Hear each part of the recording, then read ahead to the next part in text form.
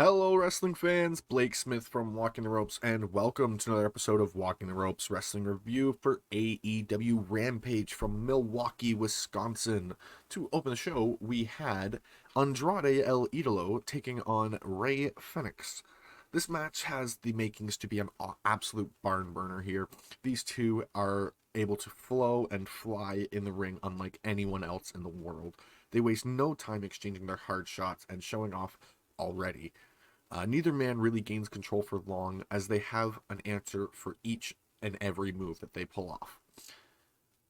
It takes a lot for the other to come back when the other does hit a move, and Andrade tries to take a breather, but Phoenix comes flying over the top rope and taking out Andrade in the process. They continue the back and forth action, and Andrade stomps down Phoenix from the top rope. Phoenix answers with a springboard and a spike cutter, and Andrade uses the ropes to his advantage and targets Phoenix's knee. Phoenix answers this with a dive, and Andrade does start to take control, just tossing Phoenix around. We get a moment where Jose hands Andrade the tablet that they've had. It causes the distraction for Ref Aubrey. But Aubrey sees the tablet, stops that from happening, but that is when Alex Abrahantes and Jose get in the ring, start kind of pushing and shoving each other. Referee Aubrey Edwards stops that, and Roosh comes out and low blows Phoenix, sending him into the ring for Andrade to hit El Idolo for the win. They also reveal that they are La Faction Ingobernable. I'm gonna work on that pronunciation because I'm gonna have to.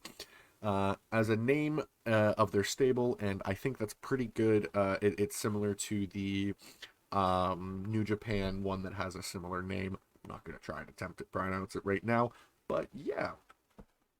We then get Eddie Kingston talking about Forbidden Door. I don't know if I mentioned for my last one there, I gave it a great, but for the WTR scale there. But for Eddie Kingston, he talks about Forbidden Door, and he's already looking forward to Blood and Guts, and he can't wait to take Chris's blood, or to taste Chris's blood. From a WTR scale, I gave that a good. I am looking forward to Blood and Guts more than I am looking for Forbidden Door. I shouldn't say more, but it's kind of I really want to see that Blood and Guts match, but I also really want to see the Forbidden Door card. It's insane. Lee and Swerve talk about what's been going on between them, and Swerve talks about them trying to get back on the same page, and says that they will keep on winning now that they are on the same page.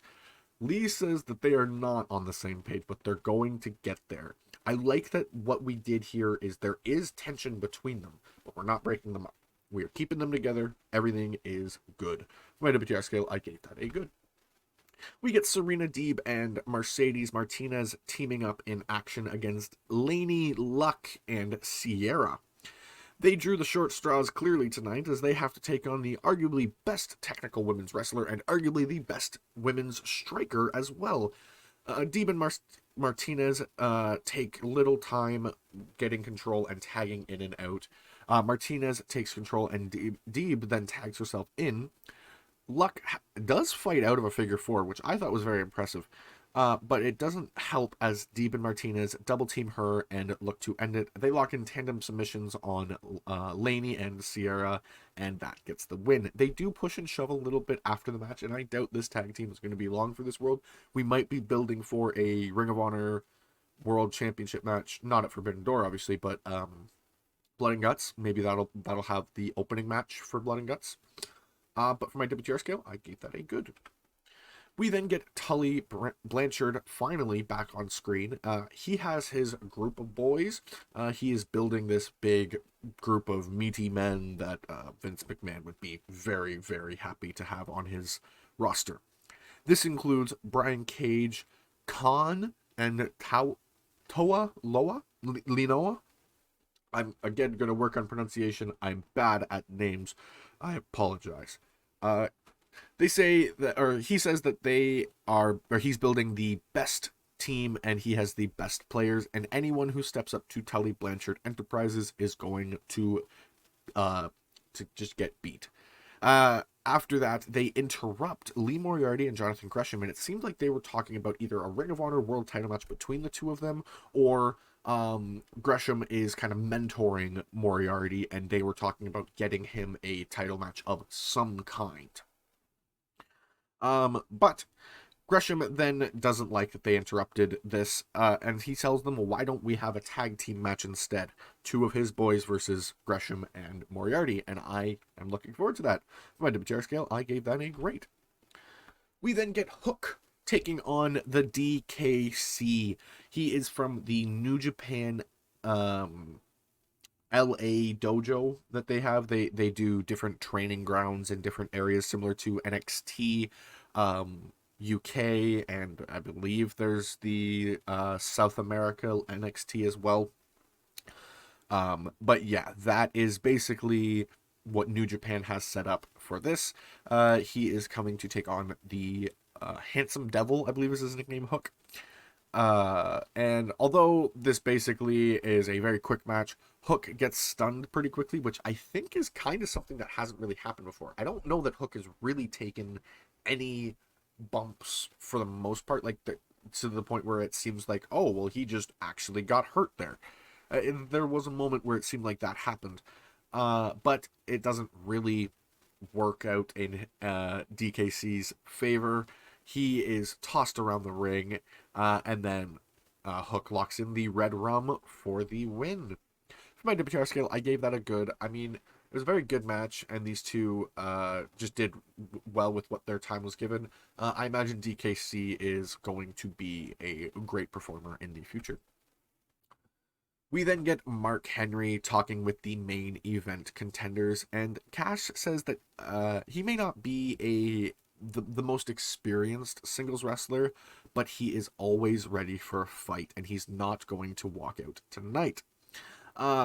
That's a very fair assessment of himself. He really has been a very good tag performer, but when it comes to the singles aspect, Dax definitely has the edge there. Cobb says that he deserves respect for being the Olympic representative that he is. I don't think he's a medalist.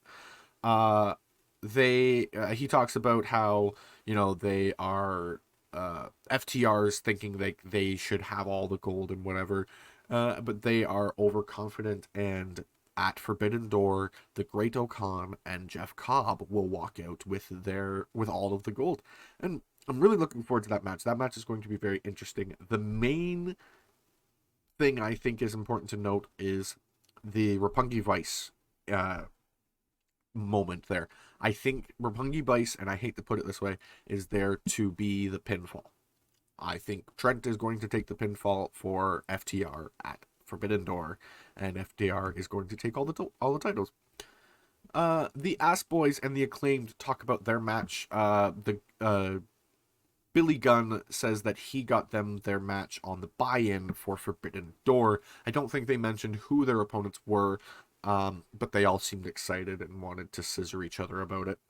So for my WTR scale, I gave it a good. I'm not like the biggest fan of this, but I can see why it gets the time it does on TV. We then get our main event, Cash Wheeler taking on Jeff Cobb, the Ring of Honor Tag Team Champion and the New Japan or IWGP Tag Team Champion. Cobb is the more experienced singles performer, but if Cash's match against Dax in the Owen is anything to say, he's no slouch in the ring when he has to go by himself. For those who don't know, Jeff Cobb is actually the monster Matanza from Lucha Underground, and so for anybody wondering where his singles experience comes from, watch a couple of those matches. He is fantastic. Cash controls the pace at the start, but this allows for Jericho to kind of talk, and he gives Jeff Cobb the Chris Jericho Sports Entertainer of the Week award for his promo before the match. They go back and forth, and Cobb starts to take control, tossing Cash outside of the ring and then into the barricade. Cobb is toying with Cash, taking his time to pick him apart, and Cash has to use whatever he can to make the big man stumble.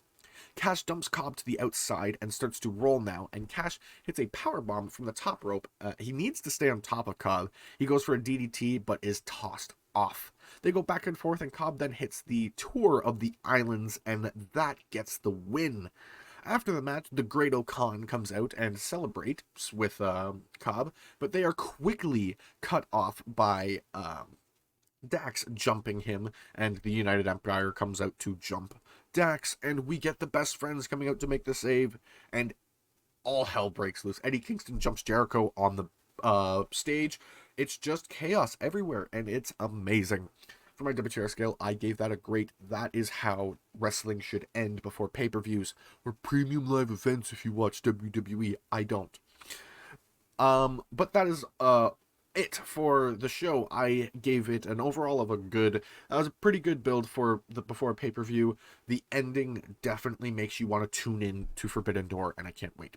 My segment of the night goes to Tully Blanchard. I've been waiting and waiting and waiting to see what we're doing with Tully and Brian Cage. I knew that there was going to be this moment eventually, and I'm so excited. My performer of the night goes to Fenix. He absolutely killed it. He did amazing in his match against Andrade, and the match of the night goes to Andrade and Fenix. They absolutely killed it. While the main event was fantastic, they just tore the house down. But that is all for this episode of Walking the Ropes Wrestling Review. Thank you all for dropping in. If you enjoyed, make sure to like, subscribe, and hit the bell icon to get notifications whenever we upload a video. And I'll see you in the next one.